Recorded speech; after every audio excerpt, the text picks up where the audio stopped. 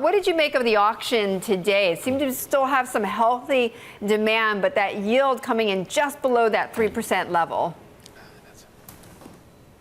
Yeah, I think that's important because if the demand had been weak and if there was any signs of of lower demand for the Treasury yields, that would have actually caused the yields to actually spike up on a short-term basis. So actually, it's pretty good for the markets that the demand was strong.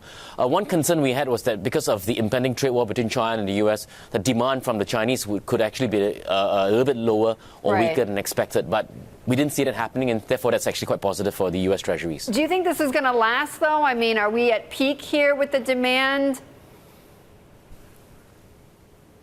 I think once we get all these big issues out of the way, things should actually settle down a little bit because the auctions that we're seeing this week and about 2 weeks ago were one of the biggest in the next couple of months.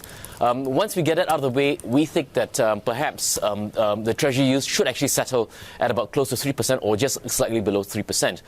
In any case, if the Treasury yields keeps climbing at the rate that they have been climbing, the Federal Reserve is probably likely to actually come in and reassure the markets and manage expectations as well with regards to the number of rate hikes that we are likely to get this year and next year.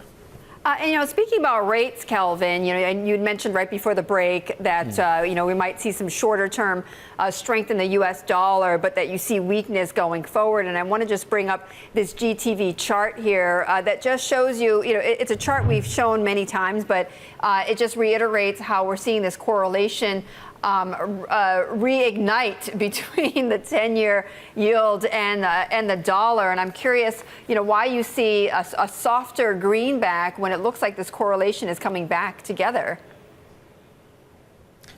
Well, I think one of the key issues is that in the last couple of months, the selling on U.S. equities actually tapered down, and the rotation out of U.S. equities actually stopped, largely because of the fact that your corporate earnings in the first quarter for the U.S. corporates were actually really strong. And don't forget that this year, where the U.S. corporate earnings are concerned, we're looking at basically 15% earnings growth, largely because of the tax reforms that Trump enacted last year. If not for that, earnings growth would have been 8%. So if U.S. equities were a little bit weaker, and they were at the start of the year, then that is likely to actually attract international investors back to the U.S. equities. And that's what we saw coming through, and that in turn has actually driven the strength in the dollar.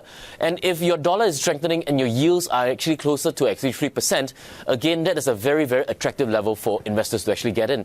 So that's one of the reasons why you're seeing the correlation actually working again.